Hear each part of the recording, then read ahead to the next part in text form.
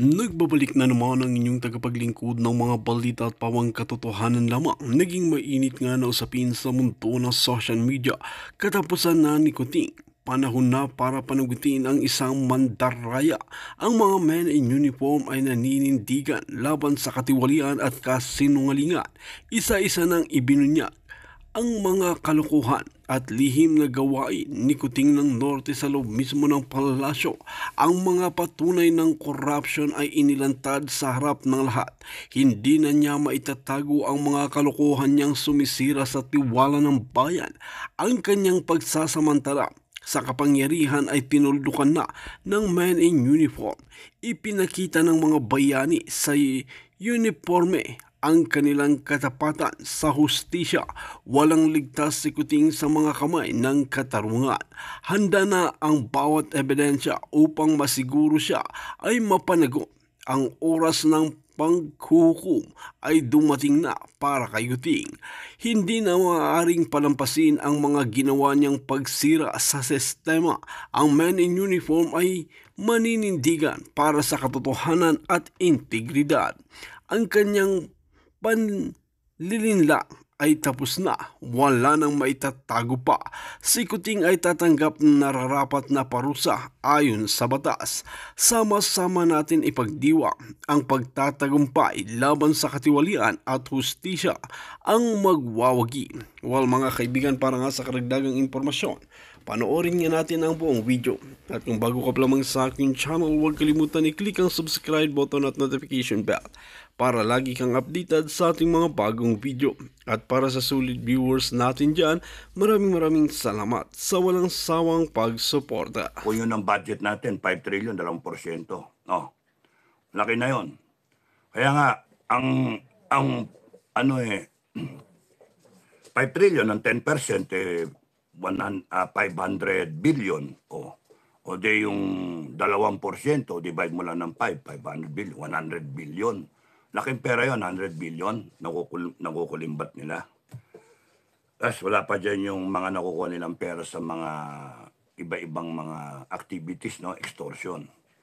So, nagkakapera sila, pero hindi na nila lalagay sa armed struggle. Yung NTFL-CAC, sa aking pananaw, mula sa madaming NPA, bumagsak na lang siya sa 1,800 na mga regular, no, mga kalaban. Ay nagpakita ng success story sa atin. Whole of nation approach, no? Nagpakita. Pero nagdala rin siya ng complacency. Kasi feeling victorious tayo. Panalo na, wala na yung CPP, NPA, NDF, wala na yan. Dahil sa NTFL-CAC, bravo, galing. Dahil kala Doktora Badoy, tsaka Caselis. Nga pala, nakita ko yung dalawa, no, doon sa EDSAM.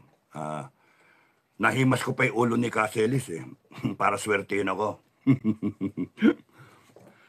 Tsaka, nayakap ko si Doktora Badoy. Nayakap ko talaga. Sabi ko, I love you. Ang tapang-tapang mo. Nakakatawa sila, no? Matatapang na tao. Ganon dapat ang mga Pilipino. Matapang, hindi natatakot. So, ang we were victorious in the drive against the CPP, NPA, NDF, national, sa NTFL-CAC. So, nag-relax tayo. Feeling victorious. Pero pinakagat lang pala tayo. Pinakagat tayo ng mga animal na yan. Na feeling victorious tayo, so magre-relax tayo. Relax ang PNP, AFP, lahat ng connected sa NTFL-CAC, no, mga LGU. Pero biglang nasa gobyerno na sila. Nandun na sila ever since. Nasa Congress sila. Nasa Senado sila. Nasa mga agency sa executive department. At mga yung sinyales, no? Si BBM nakipagganunan sa CPP, NPA, NDF. Peace talks. Nagalit pa nga yung armed forces doon . Tama lang. So, ngayon, aba. abay kahit convicted yung isa dyan, abay nagko-contempt, no? Nagko-contempt. Ang lakas ng loob, mang-contempt. Ang lakas ng loob nila sa Kongreso. So, isipin mo tanginang itong mga to, malapit na tayo maging komunista. Magigising kayo, mga kababayan. Maging komunista tayo. Kaya AFP, no? AFP tsaka PNP. Huwag kayong patulog-tulog sa pansitan. Basahin ninyo yung mga nangyayari. Yung binibira si Inday Sara, no? At si Duterte mismo, binibira sila at kung ano-ano ang binabato na mali na mga kunyari yung 125 million, no? Binabato at pinipilit sirain yung pangalan, no? Na as DepEd, as Vice President, ngayon impeachment ang sinusulong ng mga animal, no? Impeachment. Pinapakita na yung balak nila, basahin ninyo.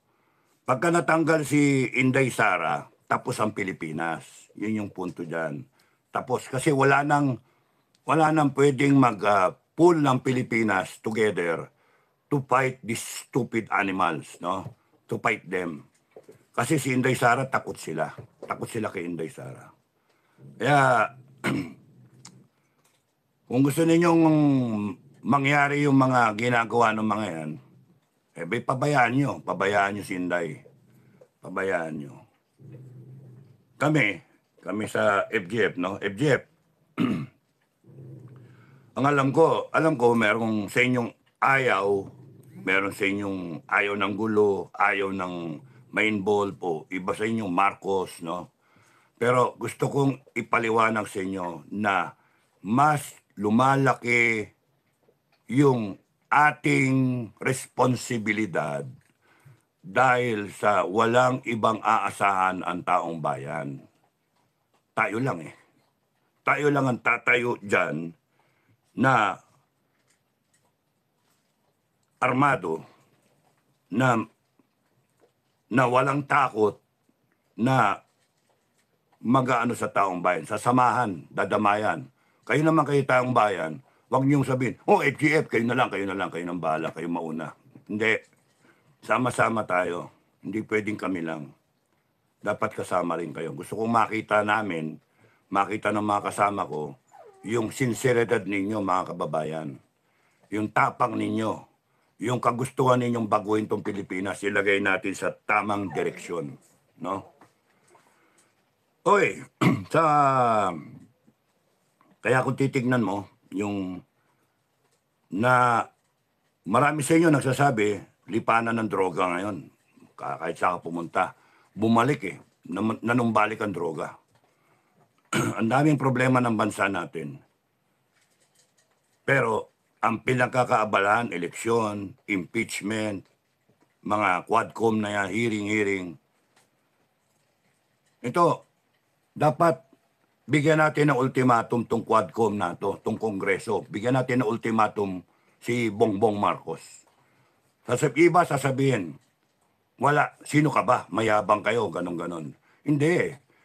Alam niyo, delikado itong kalaban natin.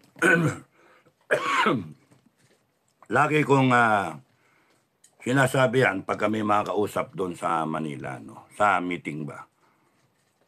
You have to respect the enemy for you to be able to come out with an honest to goodness plan of or activity or plan of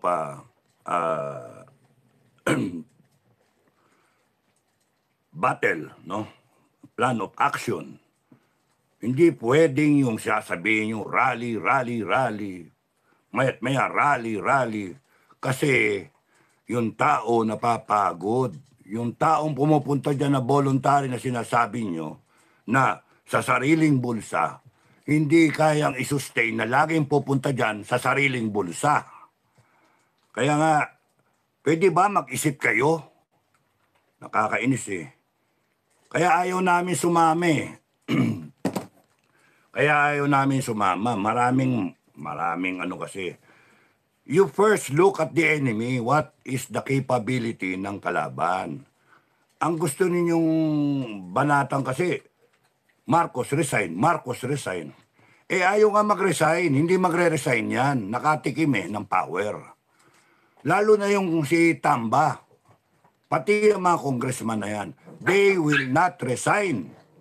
They will continue to steal money from you and to corrupt every agency and every person who is willing to be corrupted. And the only way na mapipigil yan is yung mag-unite ang taong bayan. Pero kung magrarally kayo, kanya-kanya kayo, kanya-kanya, walang usap-usap, ito na, marami na kami. Ito na, mas marami kami. Marami, 200, Diyos ko. Ano ba yan?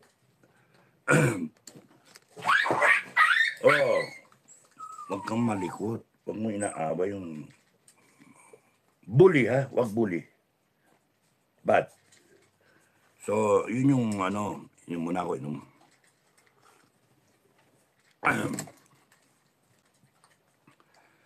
Pasensya na kayo, ha? Boses ko. Pangit, eh. Emil, thank you. Tess Hernandez. Good morning po, Kap Dado. Waiting po. Thank you, Gabriel. Good morning, Sir Dado. Gina Oligo.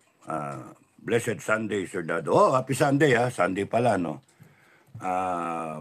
Patnubayan kayo. Patawarin kayo ng langit sa lahat ng kasalanan nyo. Good morning, Kap Dado. God bless. June Gutierrez. Good morning po, Supremo. Sir, nakamonitor lang, bumabati ng magandang umaga sa lahat ng mabubuting Pilipino at sa lahat ng FGF sa buong mundo. Magandang umaga. Ay, tatayo tayo, ha? Lahat ng mabubuting Pilipino, tayo ng mabubuting Pilipino sa takdang oras, tatayo talaga tayo. Okay. Sa mga nakaraang araw, pinutakte yung comment section ko dito sa YouTube, no? Pinutakte ako ng mga libo na comment na binubura ko, no? Libo na comment na negatibo, panay mga troll, iba mga sibilyan. Meron pang galing sa ibang bansa, no? Nagsabi ako, nagbabala ako sa inyo, Tamba, BBM, nagbabala ako sa inyo at sa mga followers ninyo. Bigyan nyo ako ng dahilan, katiting na dahilan, na para hindi ako maniwala na kailangan na revolusyon. Katiting na dahilan na may pag-asa pa itong makuha sa usapang maayos. Pero yung magpadala kayo ng mga troll, no? Na bastusin ako, na yurakan yung pangalan ko ng ilang dekada kong pinag-iingatan. Kaya ako maliserbisyo, kaya hindi ako pumapasok sa politika, Ayoko makurap, Tapos may mga Pilipino na makukuwang banatan ako, siraan ako, hamunin ako, no? Lalo akong tumitibay ang paniwala na kinakailangan ganun kayong lahat, no? Kinakailangan may bitay, kinakailangan may revolutionary government, kinakailangan may purging tayo, kinakailangan iayos ng taong bayan, kinakailangan ng taong bayan ang mag-take over. Nakukumbinse ko, Kasi yung pinakikita ninyong asal, hindi na asal ng matitinong politiko. Kinurap ninyo pati tao. Yung tao, binabayaran nyo, wala ng dignidad, tatanggapin yung pera para lang manira ng kapwa-tao. Kaya feel na feel ko yung ginagawa kay Inday Sara. Feel na feel ko yung ginawa kay Doc Badoy, WW, kay Doc Badoy tsaka kay Ka Eric. Pare, okay lang, kaibigan. Yung ginawa ninyo. Nagmanifesto ko dun, kasama ako dun, doon sa pumirma sa manifesto. Putangin na ninyo, hayop kayong mga hinayupa kayo. Tapos yung ginawa kay Kibuloy, no? Yung you can hire people, no? Vloggers at saka mga trolls, maintain troll farms using people's money. Putang ina nyo, people's money. Kaya nakakagalit kayo. Tapos nun, babanatan ninyo. Kukuha kayo ng mga troll para sirain si Digong. Si Digong, yung presidente na malaking pagmamahal sa kapwang Pilipino niya. Putang ina nyo, nakag-anim na taon na serbisyo yun. Dinala tayo, nilagpas tayo sa COVID. Tapos ganyan kayo. Ganun yung isusukli ninyo sa isang presidente na ikaw bongbong ha. Wala kang napakawalang utang na loob mo. Yung tatay mo, pinalibing yan. Pinalibing ni Duterte. 5 presidente duman. Hindi nalibing yung tatay mo. Puta na naagnas na lahat. Tapos ngayon, ganyan igaganti ninyo. Tapos kunwari ka pang, hindi, wag papasukin yung ICC. Kunwari ka pa, pero pagka hindi nakatingin ng tao, bibirahin ninyo. Ganon din kay Sara. Ginamit ninyo para manalo kayo. Uniteam. Pero wala pang 2 taon, binira nyo. No? Pinainan ninyo ng 125 million na pera naman ng Office of the President. Tapos nun, ginastos ng 11 araw. Kindir. Well, nagsalita ang COA. Pero ngayon, sige patuloy ng bira. Tapos nagsalita ka pa, gago. Nagsalita ka pa na hindi mo palalakpasin yung tinreten ka ng Vice President. Gago. Ang sira ulo ka. You are a nobody. Ha? Kayong lahat sa administrasyon. You are a nobody. Bago na eleksyon.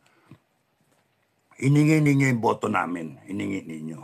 And pumayag kami iluklok kayo. Anong ginawa nyo? Binaboy nyo eh.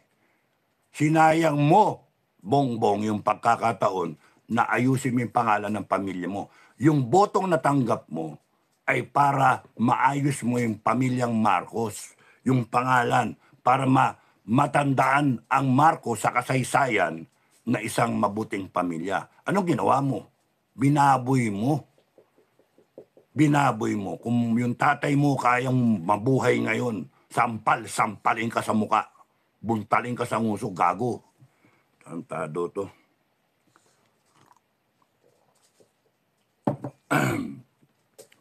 Kaya, kung isipin nyo,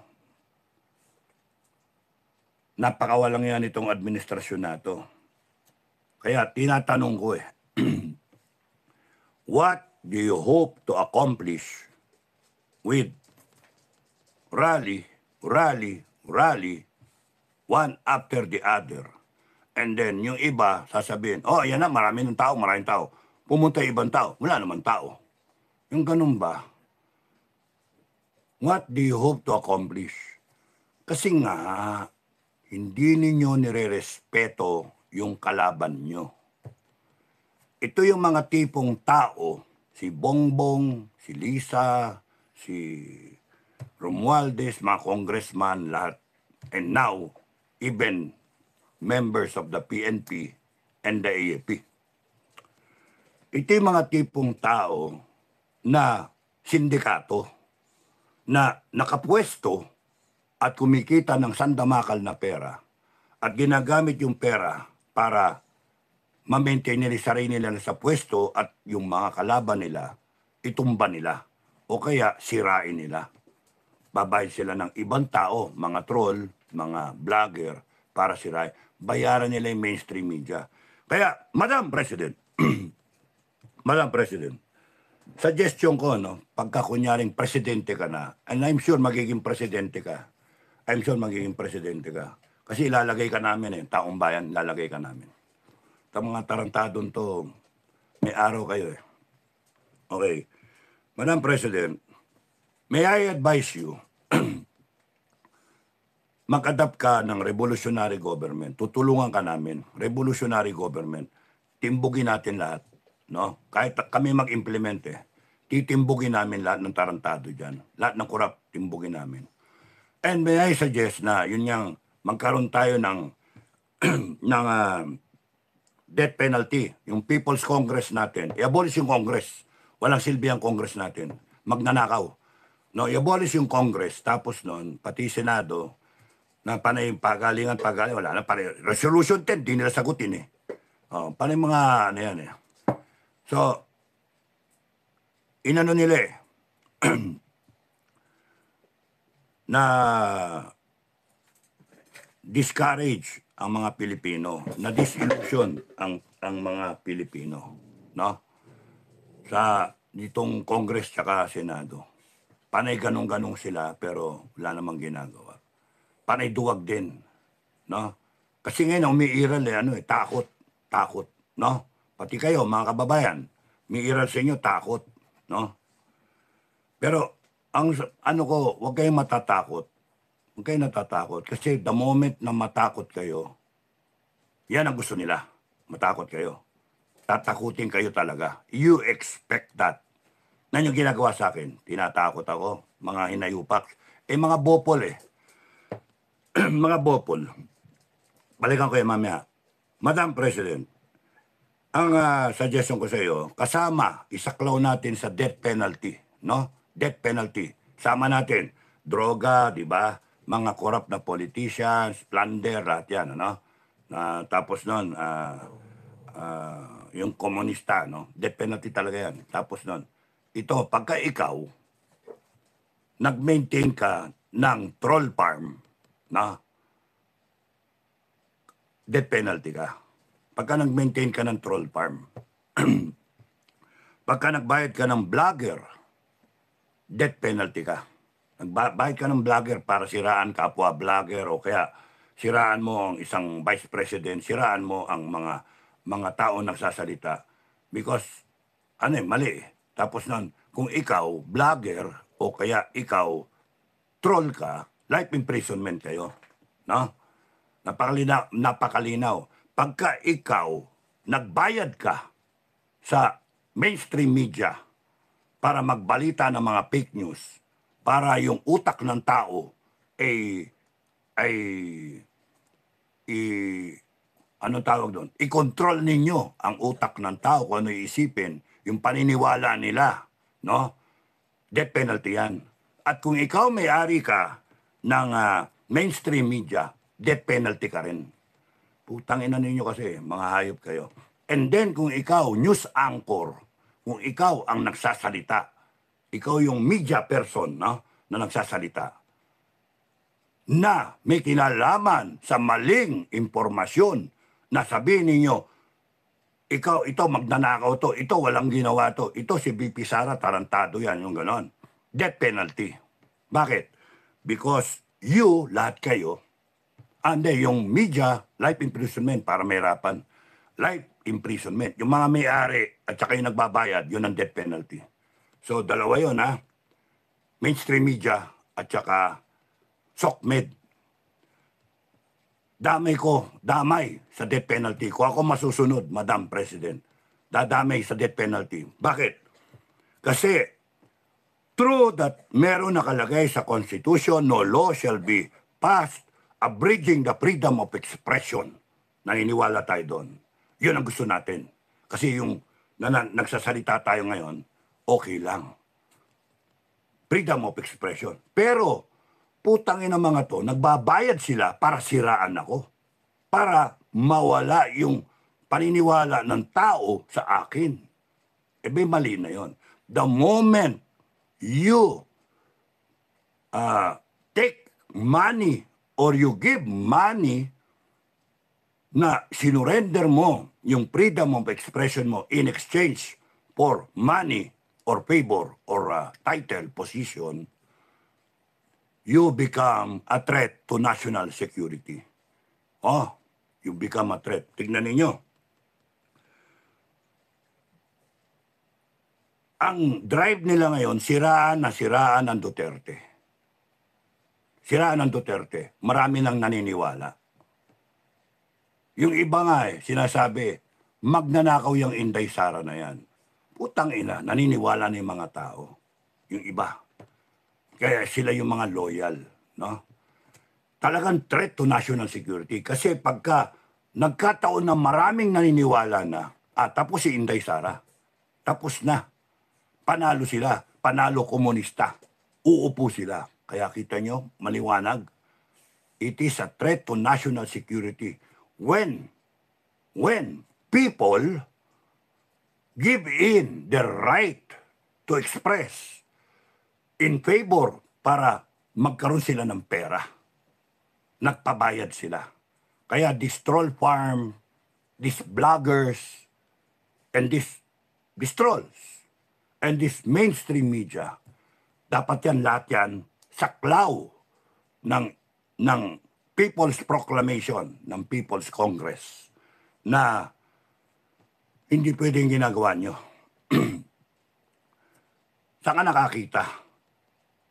Sisiraan ka na sisiraan. But ikaw, you are entitled to due process. Walang ginawa ito, siraan ka na siraan. May pamilya itong mga sinisiraan nila. May pangalan. Tingnan niyo yung ginawa kay Pastor Kibuloy. Putang ina ninyo, hayop kayo. Merong congregation niya na KOJC. May pangalan niya na iniingatan. Tapos nung ginawa niyong kriminal, hayop kayo. No, hayop kayo. Ganon din ang ginawa ninyo dun sa kay Atty. Laika. No? Putargis kayo, hayop kayo. Katino-tino ng tao. Ginago ninyo. May pamilya yon. No? Tapos nun si Inday Sara, may mga anak yan. Na-stress yung mga anak, napapanood nila yung nanay nila na binibira. Si Duterte, no? May mga apo yan. Kaya nga, sila Doc Badoy, putaragis kayo. Doc Badoy ka, Eric, lahat Trixie, no? Harry Roque, tignan yung ginawa nyo kay Harry Roque. Tarantado kayo. Hayop kayo. Kaya nga, death penalty sa akin. And I will gladly implement it. Puntangin na yan. I will gladly implement it. Gusto nyo, sa luneta ko pa, barilin niya lang mga yan Saksakin ko No, I speaking ko na lang sa leeg No?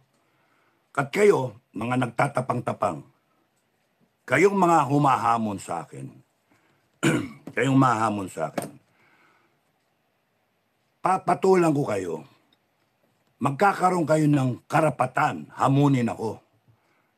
Kung daanan nyo yung dinaanan ko sa buhay, no? Manap ka ng 5 SWAT. Kung sino man naghahamon, no? Lahat kayo ng maghahamon. Maghanap kayo ng 5 SWAT, kasi yun yung dinaanan ko Fully arm, kargado, side arm, tsaka long arm, no? Kargado. Hamunin mo ng barilan. Hamunin nyo ng barilan. Wala kang baril. At pagka ikaw nabuhay doon, nang walang nangyari sa'yo, pwede. Makipaglabanan ka.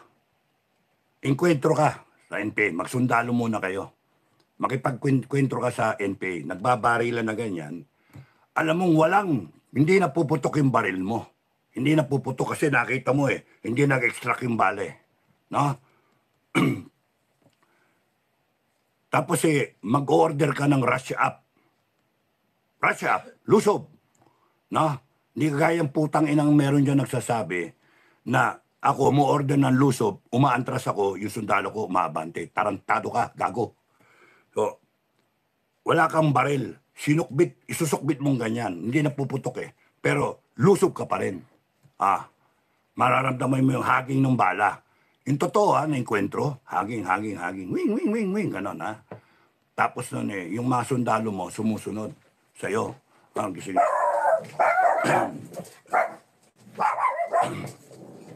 So, yun. Pagka nalakpasan mo nyo, pwede.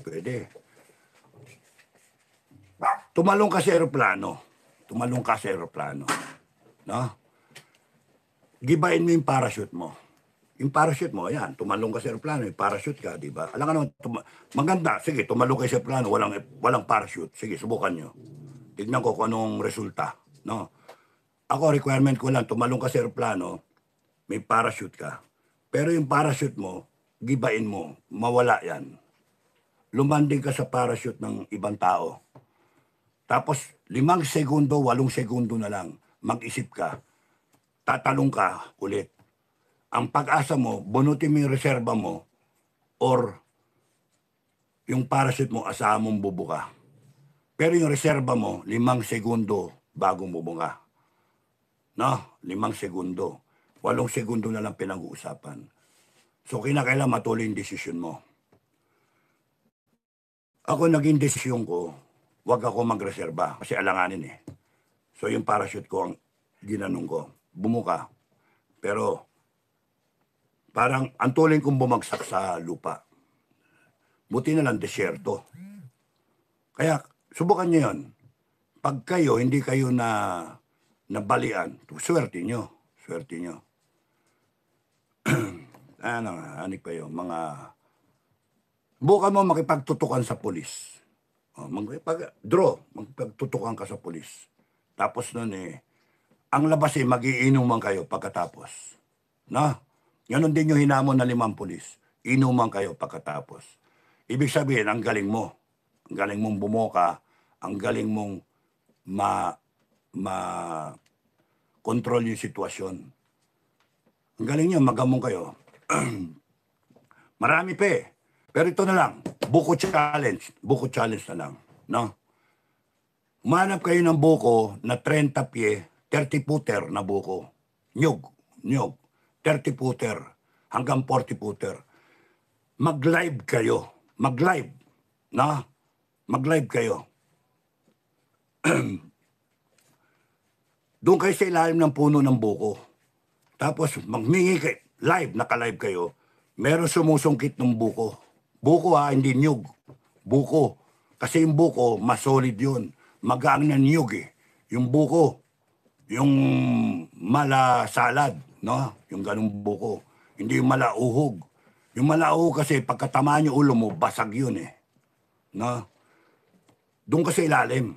Kung imagine niyo mga 3 stories na 4 stories na building, 30 feet to 40 feet.